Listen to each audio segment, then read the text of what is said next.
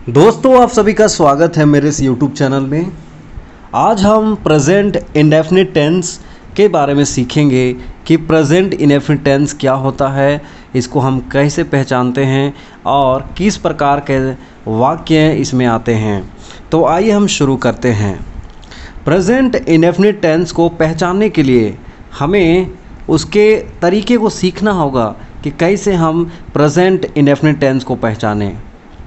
तो इसके लिए एक पहचान है, मुख्य क्रिया के साथ ता है, ती है, ते है, ता हूँ, ती हूँ इत्यादि।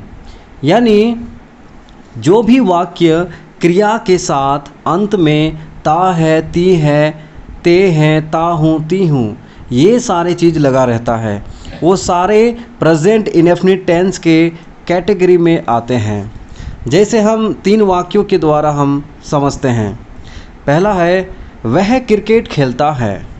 दूसरा, सीता किताब पढ़ती है। तीसरा, वे लोग क्रिकेट खेलते हैं। तीनों वाक्यों में हम देखते हैं लास्ट में ता है, ती है और ते हैं। यानी यहाँ पे जो भी मुख्य क्रिया है वह है सीता, वे लोग, तीनों के साथ क्या है ता है, ती है, ते हैं लगा है। यानी कि ये प्रेजेंट इंडेफिनिट टेंस की कैटेगरी में है। तो आइए हम प्रेजेंट इंडेफिनिट टेंस को 4 वाक्यों के द्वारा हम समझेंगे। पहला है अफर्मेटिव सेंटेंस, यानी सकारात्मक वाक्य। सकारात्मक वाक्य का मतलब है कि इसमें कोई भी प्रश्न नहीं होगा या किसी प्रकार का नेगेटिव वाक्य नहीं होगा। इसमें एक स्ट्रक्चर है, सब्जेक्ट प्लस वर्ब का पहला रूप या 5वां रूप प्लस ऑब्जेक्ट। ये स्ट्रक्चर के द्वारा ही हम सकारात्मक वाक्य को हम पूरी तरह से बना सकते हैं। यानी कि अगर आप इस स्ट्रक्चर को समझ जाते हैं तो किसी प्रकार के भी वाक्य जो अफर्मेटिव सेंटेंस में आता है प्रेजेंट इंडेफिनिट टेंस में, वह सारा आप बना सकते हैं। इसलिए आप इसको ध्यान से समझें। पहले हम समझेंगे कि सब्जेक्ट क्या होता है। कोई भी वाक्य में, जैसे यहाँ पे हमने लिखा था वह क्रिकेट खेलता है, तो वह क्या है, वह सब्जेक्ट होता है, वह क्या है, मुख्य क्रिया होता है। उसी प्रकार हम समझेंगे कि वर्ब का पहला रूप या 5वां रूप हम इसको कैसे पहचानें।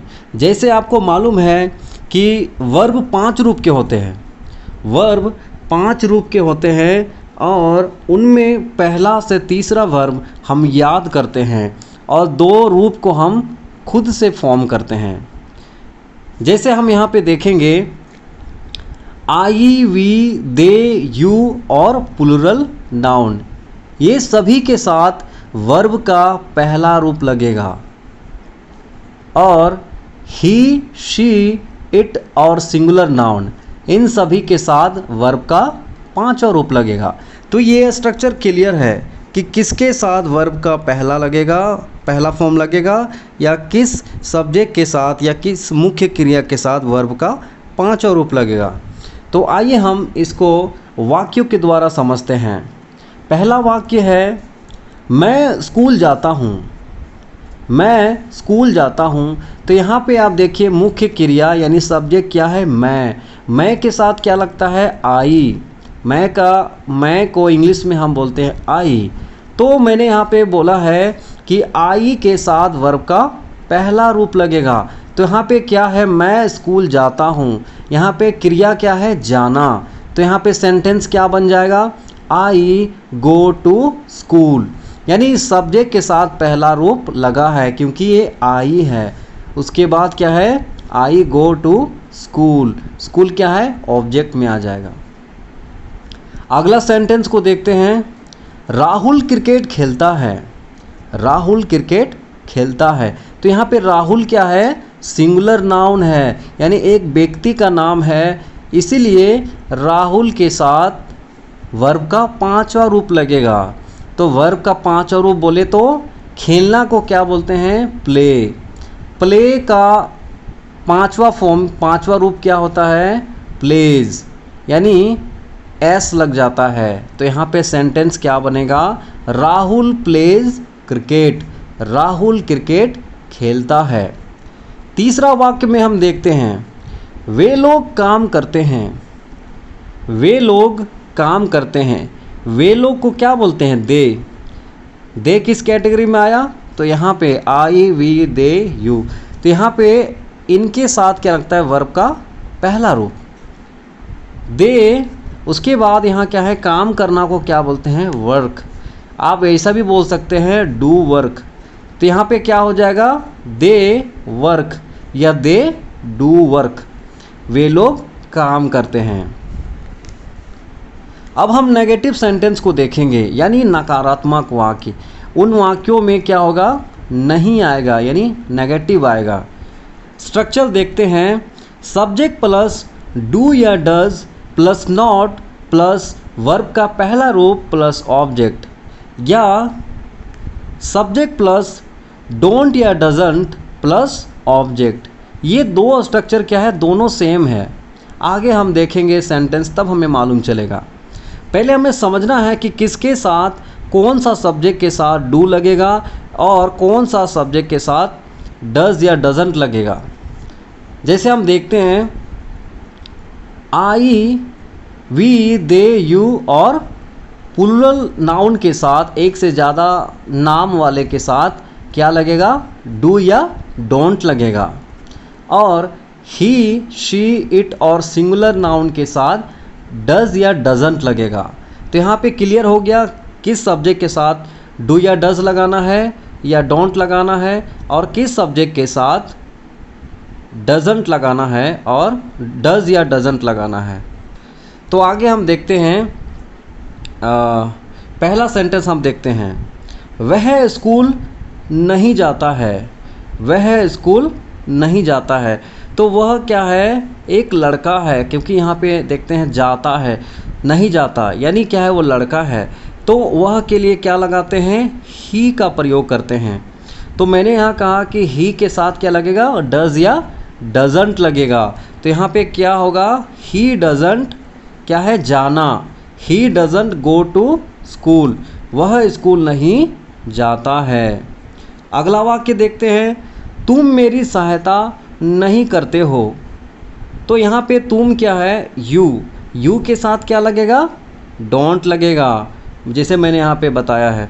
यू डोंट क्या हो जाएगा? सहायता करना को help. You don't help me. तुम मेरी सहायता नहीं करते हो। अगला वाक्य में देखेंगे, हम लोग बस से स्कूल नहीं जाते हैं। तो यहाँ पे हम लोग को क्या बोलते हैं? वी के साथ क्या लगेगा? डू या डोंट लगता है। तो यहाँ पे क्या होगा? वी डोंट, जाना को go. We don't go to school. कैसे नहीं जाते हैं? बस से। तो यहाँ पे पूरा हो जाएगा, we don't go to school by bus. अगला हम लोग देखते हैं इंटेरोगेटिव सेंटेंसेस, यानी प्रश्नवाचक वाक्य में हम देखेंगे। स्ट्रक्चर देखते हैं, डू या does plus subject plus object plus, फिर से डू या does plus subject plus verb का पहला रूप plus object plus question mark. यहाँ पे हम देखते हैं लास्ट में जो लगा हुआ है क्वेश्चन मार्क। क्वेश्चन मार्क का मतलब है कि जो भी प्रश्न पूछा जाता है कोई भी वाक्य में, अंतिम में प्रश्नवाचक चिन्ह लगाया जाता है, इसलिए स्ट्रक्चर में भी लगाया हुआ है। तो पहला वाक्य में हम समझते हैं, क्या तुम रोज़ खेलते हो? बहुत सिंपल वाक्य है, क्या तुम। तो जैसे मैंने पहले समझाया है कि यू के साथ तुम को क्या बोलते हैं? यू, और यू के साथ क्या लगेगा? डू लगेगा। तो यहाँ पे स्ट्रक्चर में कैसा क्या है? डू या डज, यानी प्रश्नवाचक में हमेशा ये हेल्पिंग वर्ब पहले आता है। तो यहाँ पे यू के साथ क्या लगेगा? डू लगेगा। तो यहाँ पे क्या हो जाएगा? Do you play every day? क्या तुम रोज़ खेलते हो? यानी सब्जेक्ट के बाद वर्ब आ रहा है, उसके बाद ऑब्जेक्ट, उसके बाद क्वेश्चन मार्क। दूसरा वाक्य में हम देखते हैं, क्या मोहन फुटबॉल खेलता है? क्या मोहन फुटबॉल खेलता है? तो मोहन क्या है? सिंगुलर नाउन है, उसके साथ क्या लगेगा? डज लगेगा। तो यहाँ पे क्या होगा? पहले डज मोहन प्ले? क्या मोहन खेलता है? क्या खेलता है?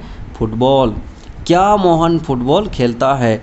Does Mohan play football. अगला वाक्य में देखेंगे, क्या वे लोग रोज किताब पढ़ते हैं? तो यहाँ पे वे लोग का इंग्लिश क्या होता है? दे होता है। तो दे के साथ क्या लगता है? डू लगेगा। तो यहाँ पे क्या होगा? Do they read book. क्या वे लोग पढ़ते हैं क्या किताब एवरी डे, यानी रोज।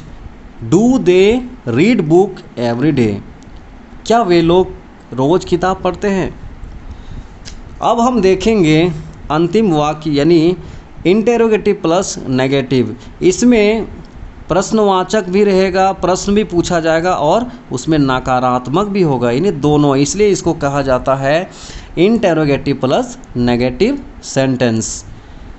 स्ट्रक्चर इस प्रकार से है, डू या does plus subject plus not plus verb का पहला रूप plus object plus question mark.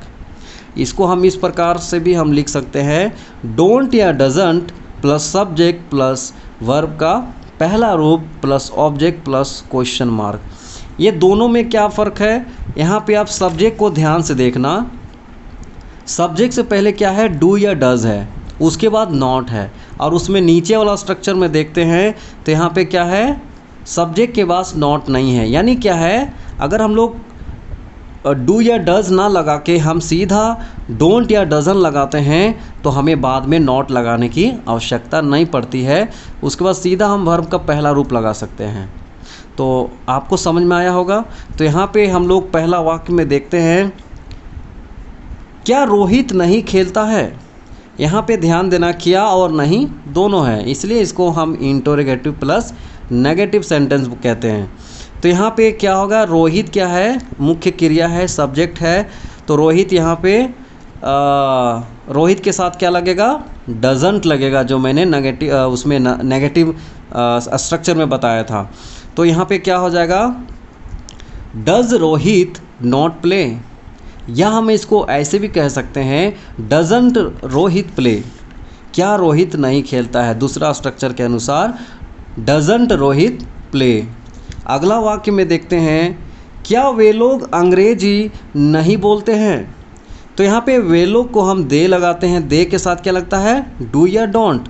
तो हम ऐसे लिख सकते हैं, do they not speak English, या दूसरा स्ट्रक्चर के अनुसार don't they speak English.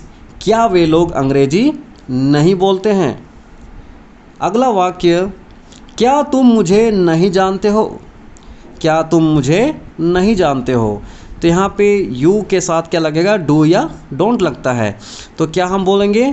Do you not know मी, नहीं तो दूसरा स्ट्रक्चर के अनुसार डोंट यू नो मी।